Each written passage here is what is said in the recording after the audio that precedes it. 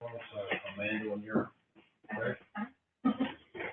Okay, let's bring our first committee for August the 12th, 2025 to order. Need approval of the minutes. Oh, sorry, I'm so sorry, I forgot. You guys do roll call? I was like, roll call. Yes. Jolly? Here. Curtis is not here. Williams? Here. Farmer? Here. Whittington is not here. Moore? Here. Penning is not here. Martin? Here. We barely have a quorum. I'll barely. That's Okay, we need approval of the minutes for our July 8th first meeting. All in favor, say aye. Aye. All opposed, say. All right. Second quarter financial. The second quarter finance report, you do have in front of you a separate finance report. That is because the one that was in the agenda had a mistake on it that I made when I carried this over from the city's finance report. So that mistake is on the second line on sale of equipment, where the original report said that the budget was $0, but our actuals were $16,500. That should be flipped. The budget is $16,500. Our actuals would be $0, which would be very concerning because that is a revenue line. If you look down at miscellaneous revenue, that's about 2/3 ways down revenue. You see how our revenues are $17,694, where we were only budgeted for $2,000. So we brought in $15,000 too much there. That needs to be transferred into sale of equipment. So I talked to the finance department when we have sold some of this equipment on gov deals or things like that, they've been depositing that into miscellaneous revenue. So what's going to happen is that's going to get transferred to sale of equipment, and it's actually going to end up balancing both of these lines out the way they should be. So, but I did want to. So you have a printed off one that's correct. I wanted to address that on the record for anyone that has looked at the agenda and seen the finance report that was published. That is the incorrection. But once those are transferred, it actually balances it out closely. And it's on the percent available there. It did change that. You can see it changed about 1%. But it still gets us, like I told y'all before on this, on revenues, halfway through the year, our goal would be to be below there.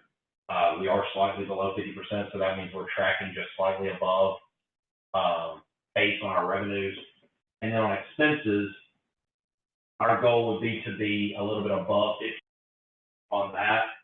We are slightly below, but they're both tracking roughly the same. We've spent just slightly over so far this year, then halfway through the year, but we've also brought in slightly over halfway. So, any questions or anything on the finance report?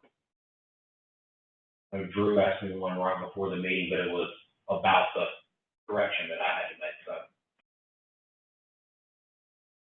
what would be an example? I'm just curious. What would be an example of something that would actually fall under the miscellaneous revenue? So that is, I know that like if someone loses their membership card and we have monies that we charge, I think.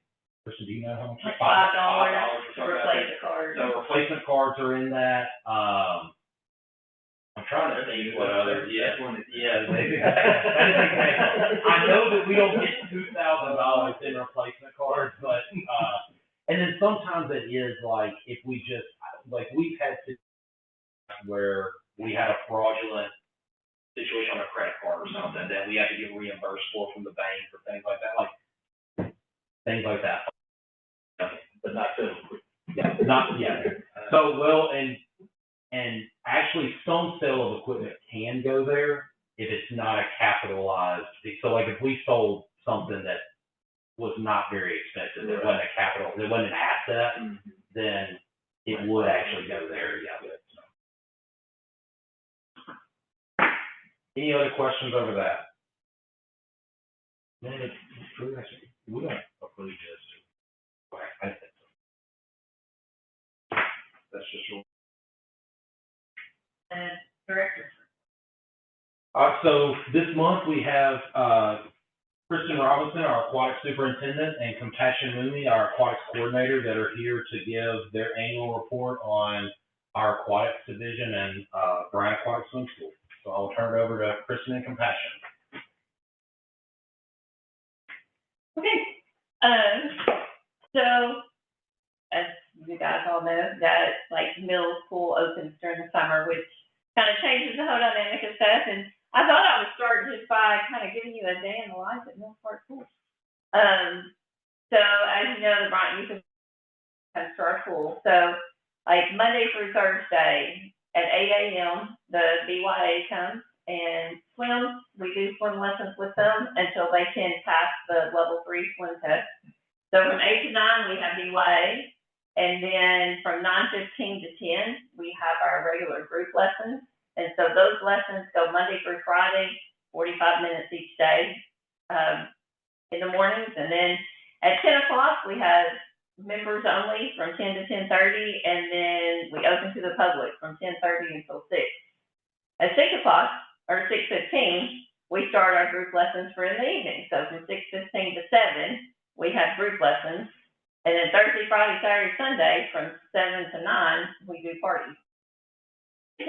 Like that pool never stops. It's going from 8 until 9 o'clock at night some days. So it's pretty hopping over there. So let's look. So like I said, we have the Bryant Youth Association lessons. These are some of the kiddos that we had in the mornings over at Mills. Overall, for the Bryant Youth Association, I kind of wrote down some numbers. I think this next one. So at the beginning of June, they came both at Mills and at Bishop. We allowed them to try the swim test if they could. So when we say swim test and we say water competency, what that is that is Red Cross's, it's the exit skills for level 3 for Red Cross. And that means they have to jump into deep water, tread or float for a minute, and swim 25 yards down without help. So that's a pretty big task. Once they can do that, by Red Cross standards, they're considered water competent, meaning that they can just, you can feel okay with them swimming, obviously with a lifeguard on duty, but just swimming on their own. And so we don't let the BYA kids swim on their own until they pass that water competency. So some of these kids, like 5th graders, they've been doing lessons with us for the last 3 or 4 years.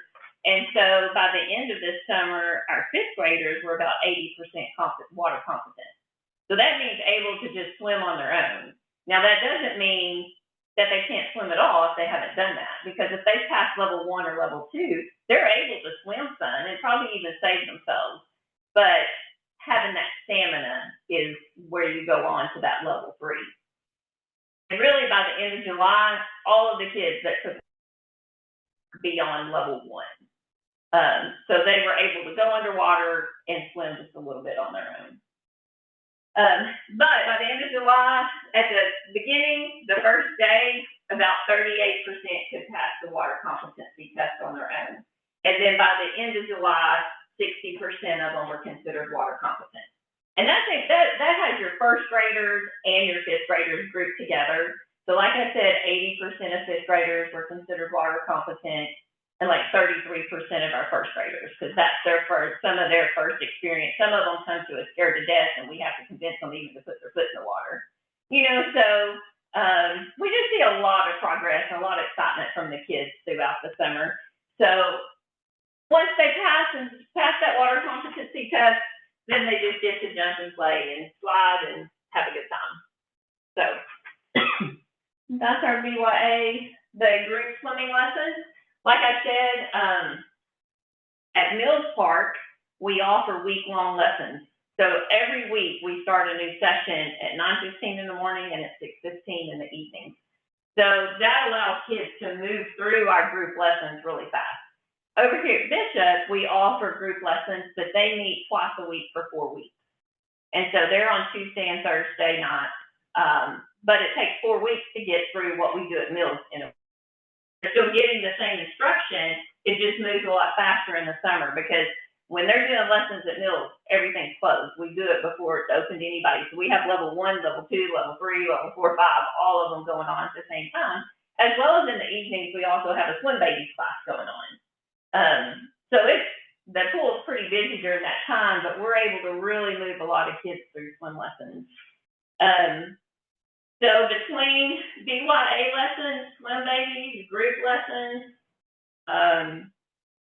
private and semi-private lessons, all of our instructors also can teach some private or semi-private lessons. I came up with a total of 596 kids that went through some swim lessons this summer with the City of Bryant. That's a lot of lessons. And that 596 is not lessons. That's going through a set. So that's 5 lessons per child. So that's a lot. I haven't counted recently, but we have maybe 35 swim instructors that are all certified through Red Cross to teach these lessons. So they're also getting high quality lessons when they're going through this. So some more swim lesson pictures. This is some pictures of our swim babies classes. So I've said swim babies. What that is that's ages 6 months to 3 years. So if they're under 4 years old, we require an adult to be in the water with them for the classes. And so that's where we get the swim babies. You have the parents in there that are helping hold the kids. You're obviously teaching Compassion, and I teach the swim babies classes. You know, we're teaching the child, we're trying to teach them how to go underwater and different techniques of self-rescue, but we're also teaching the parents.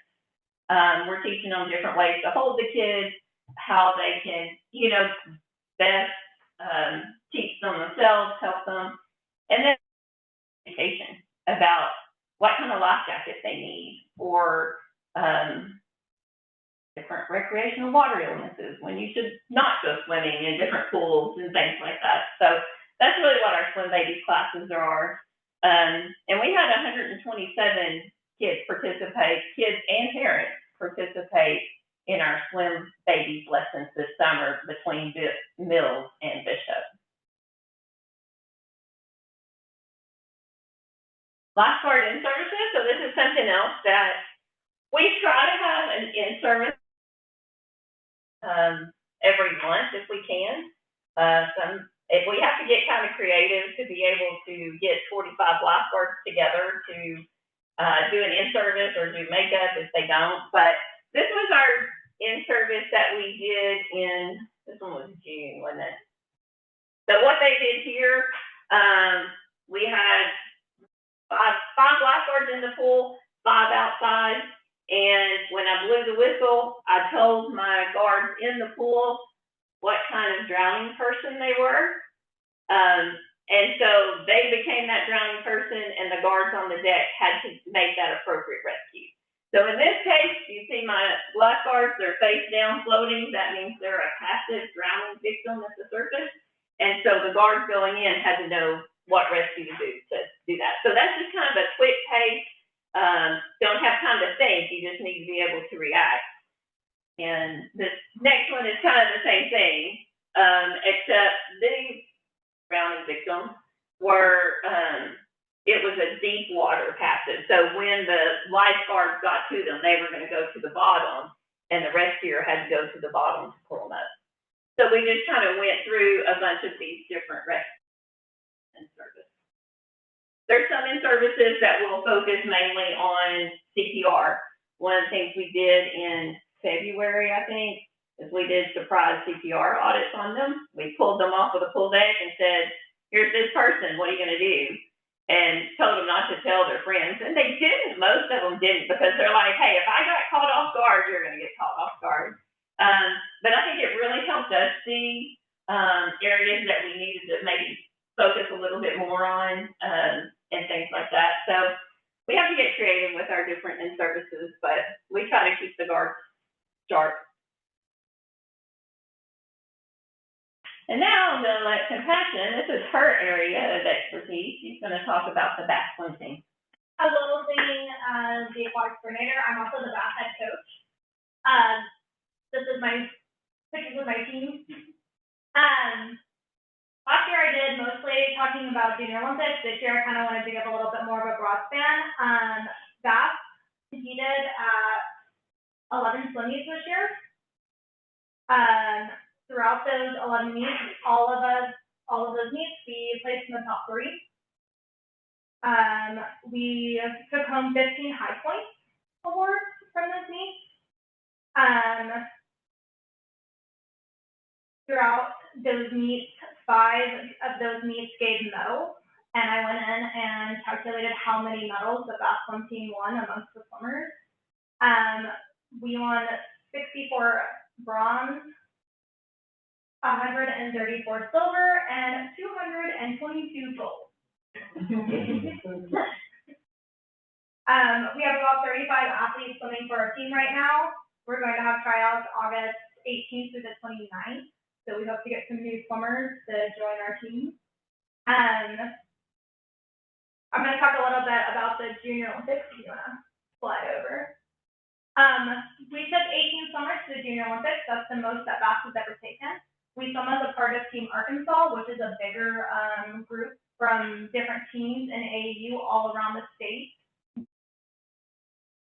To Junior Olympics, it was held in Houston, Texas this year. If you want to go one more, and we won a lot of medals.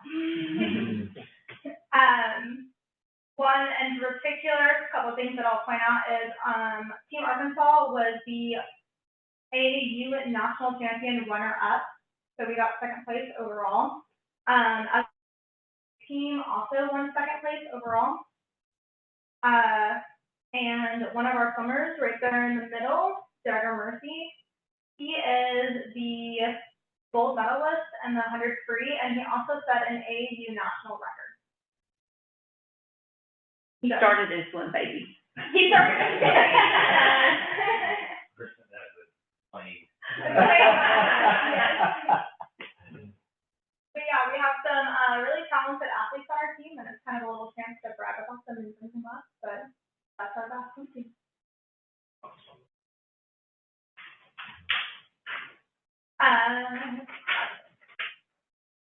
We do parties between Mill Park and Bishop Park Pool. We had roughly 20 pool parties at Bishop Park, roughly about 15 splash pad parties that were held, and then we had 42 Mills Park pool parties this year. So that brought in a lot of revenue. It's had a lot of. So. Pretty much all of our Mills Park parties sell out. Yeah. Like they've been booked up for the last several weeks. So the Mills Park parties are private parties. They get the whole pool to themselves.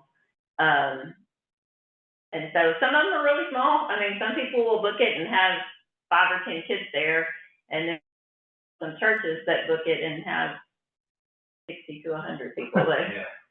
When it's 60.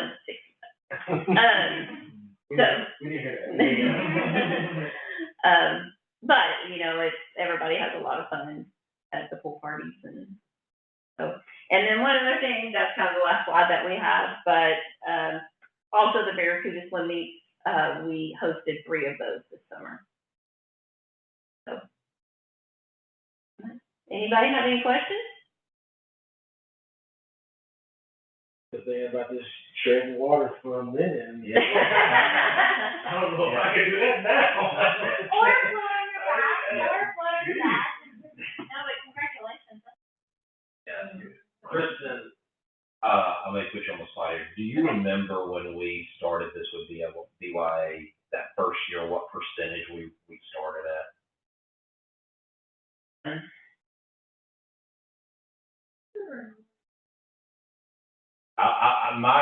My thought was 19.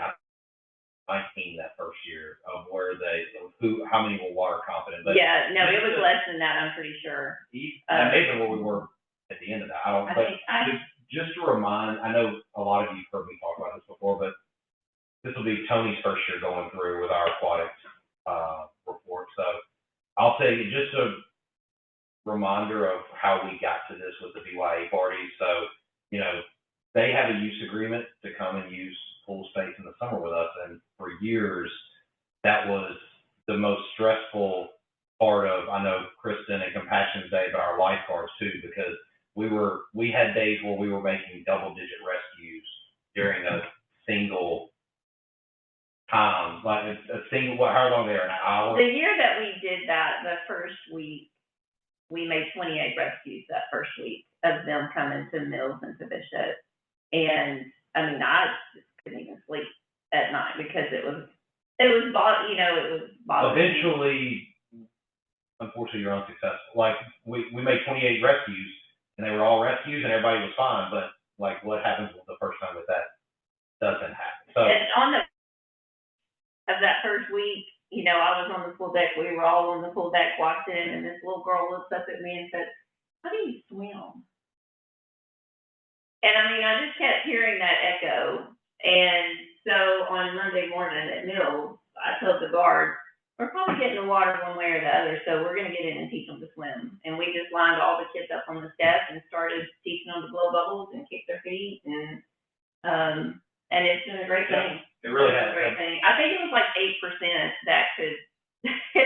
Yeah, and I may be thinking how many That first year. were above level 1, but probably hardly any of them were water confident. And Right, so, the few that were, I mean, there's a few that go that swim on the Barracuda team, or, that parents have put them into swim lessons and stuff, but the majority of them had not ever had lessons before. and so yeah, I mean, I think Kristen started the lessons, and then after about a week of it, told me that that's what she was now doing with it. So, by the way, the BYA's been there anyway, but they were the Boys and Girls Club then. They're there anyway, so we've just started doing some informal swim lessons with them, and so, but it went really well. I think we did it for probably the first half of the year before we even told Suzanne that that's what we were doing with those kids. But what we didn't realize was they had a child that had drowned off-site, at a lake or something, I think. So, embraced it, and it's really been a great thing. But to go from, you've got first grade through fifth grade, and basically none of them can swim, to now all of a sudden, our goal is when the kid comes through that program swimming, and I mean, we're above 80% now that are coming out of that program. And so, and I would say most of those that aren't are probably the ones that maybe weren't there all along. Like, Well, they and may have just also, joined this year, yeah. all of these numbers are estimates because some kids may come one time all summer. Some of them may come every time, some may come 1 or 2 times. So, the ones that aren't may not have been there, the whole time to get all the lessons. They may have just been there for 1 lesson or, or 2 or something like that. I think one outcome that I didn't expect from it, I think before we did lessons with them, the lifeguards were like, here they come, just because they knew they had to be so alert. And the kids were like, they won't let me do this. The main lifeguards. And now it's the kids going, watch me, to the instructors that are like taking pride in the fact that they've been able. So it's changed the whole dynamic of the kids coming and just, how the lifeguards view it, and the instructors know that they're making a difference. I think, yes, and I think in the beginning it was all of a sudden now playtime is cool for them. Like, we're taking that away and making them go through lessons, but now once they can swim, they can actually truly go down the slide and go off the diving board. They're able to really play, so I don't think it took very long for them to realize that, like, oh, this is actually than being told no all the time because I can't swim, so I'm not allowed to do all these things. And we've even done lessons with some of the workers. A lot of them are ones that grew up in the Boys and Girls Club that never got to swim in the deep end because they couldn't pass the swim test. And that's their goal, is to pass that swim test, to tread the water, to do, and so we've done lessons with some of their workers too. We encourage them to take them if they don't know how to swim. Out of the athletics department, we definitely have a very good moral of everybody has the right to learn to swim. And we definitely stick to that and try to give everybody that opportunity. Jared doing great. Cool. Great. Anything else for Kristen or Compassion? All right. My report, as you can see, there's a good bit in there about the the summer aquatics and then other programs that we have. I won't read all of that out to you. I do something on the back page, the top line there. So since our last meeting, the back entrance behind the Center Aquatic Center area here, we have converted that into a one-way street. So if you were to try to, I guess you still could, there's nothing to stop you, but if you were to come in off of Boone Road by where the playground is for the BYA, there are very large do not enter signs.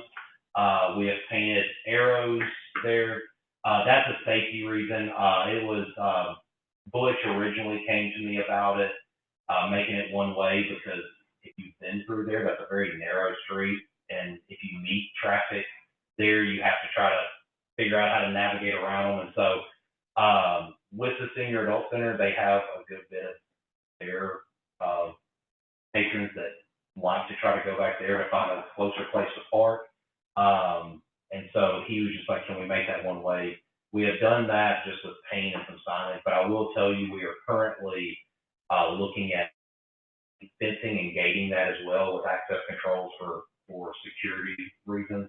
That's something I started talking with Suzanne, and Chief Minden a while back after they had some break-ins back there on their end. I have talked with the Senior Adult Center about that. They concerns because, like I just said, they have people that like to go back there.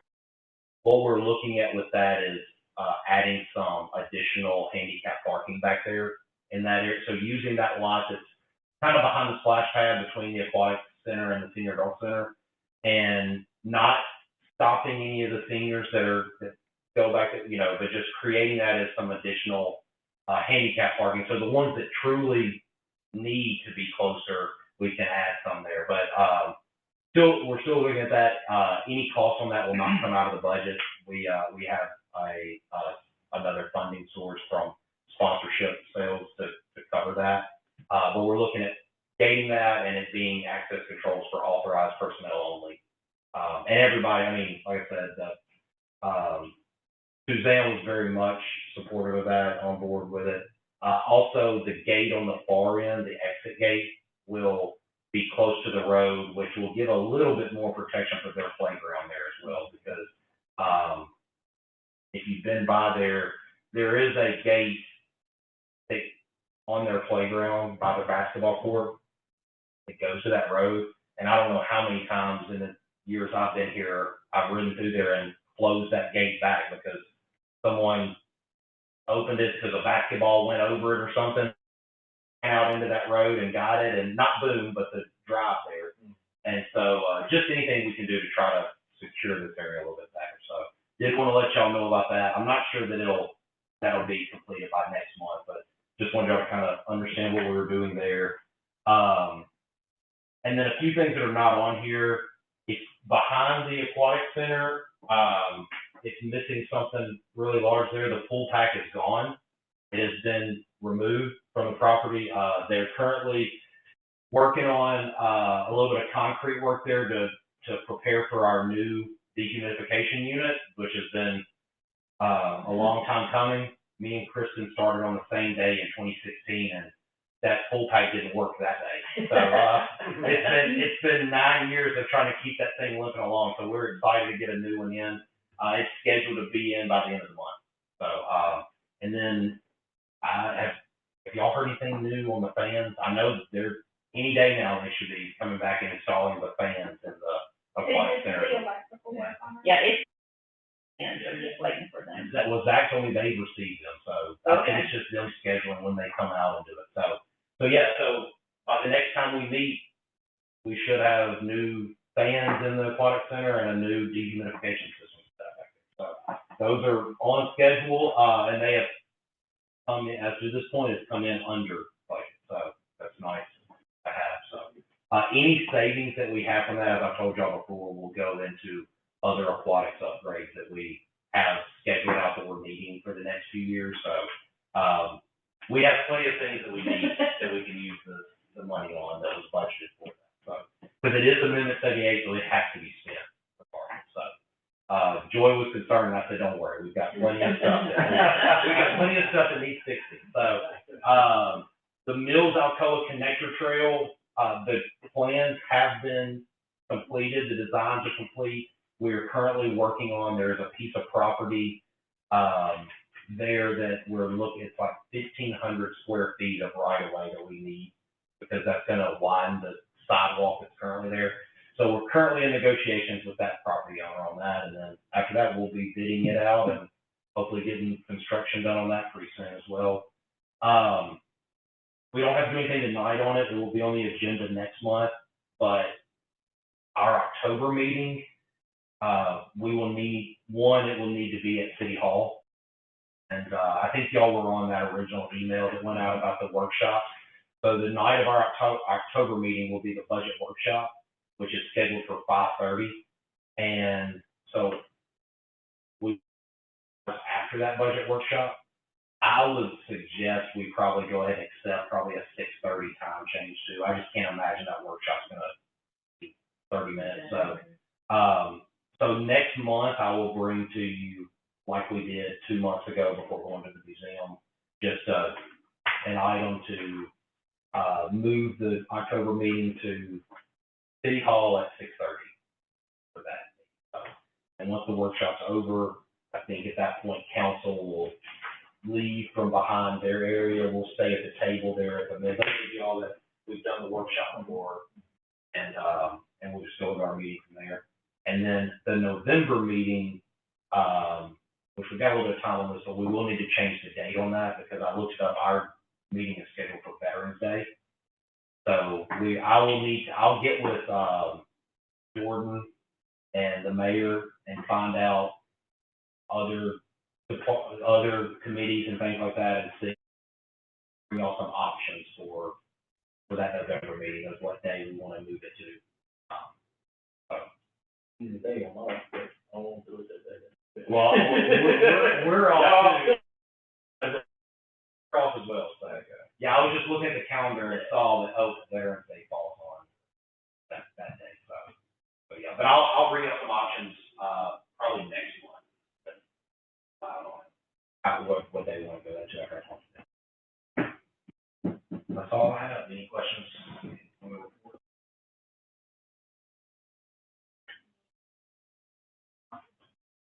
Any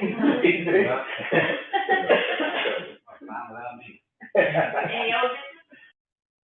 New business? Please comment, what you guys did. Oh, no, I'm just scratching my nose. I mean, I know it's been, Patricia, and I know it's been, like, what was it, the cover and all that good stuff. You know, you've had a couple of bumps in the road. Yeah. But I was just wondering, I mean, you feel good about, things that are supposed to be happening at least. I mean, because we did get the cover and everything. Well, There's been a lot, we are getting a cover. So we got the wrong side. Yeah, they got the wrong side a couple times, and so. By the time that happened, there was no point for that cover on. Right. Call on that. You had them make it. So we actually canceled. And so, but we've already lined up with a different company. Once Mills closes this year, it's gonna be a different company. So, Obviously, they didn't know. I think they beat the price. Yeah, they beat the price and they've measured it now. 2 of them came out and measured it.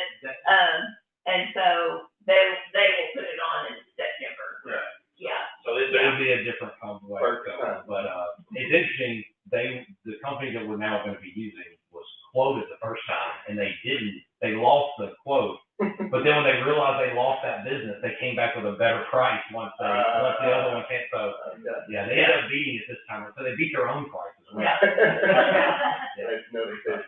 Yeah, there's been several things over the last year, I mean, just with the different air systems. Yeah, I know. And heaters and stuff, and so we've got new pool heaters on both pools, we've got new air in the bathhouse, and we're getting the new HVAC system for the pool house, so hopefully this year will run a lot smoother and. So has there actually been somewhat of an uncomfortable summer?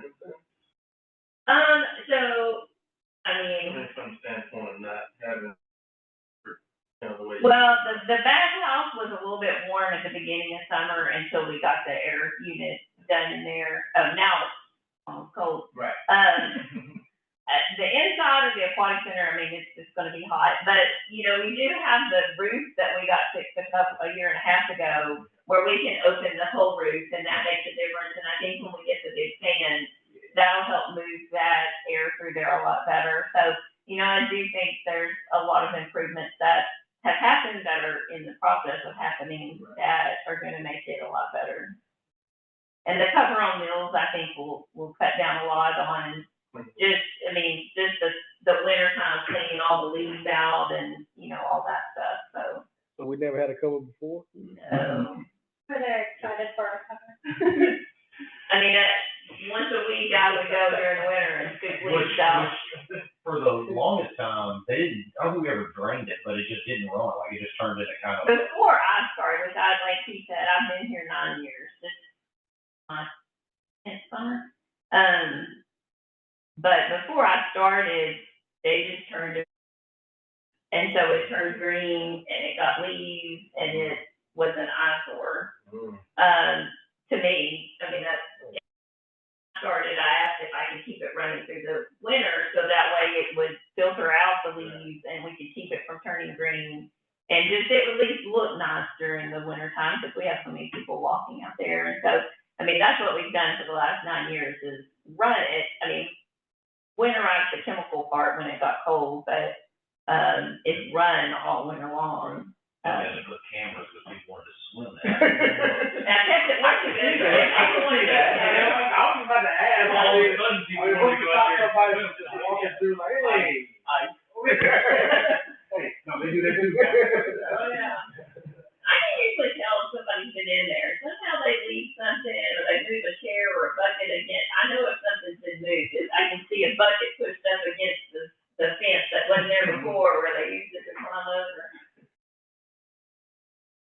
But we do have cameras out there. Oh, yeah, I love being a detective to go figure out, like, what they did, so. Make sure I go. Yeah.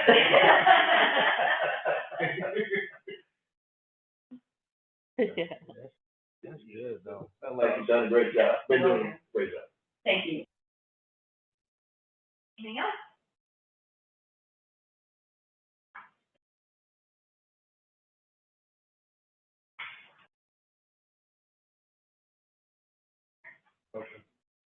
Thank you.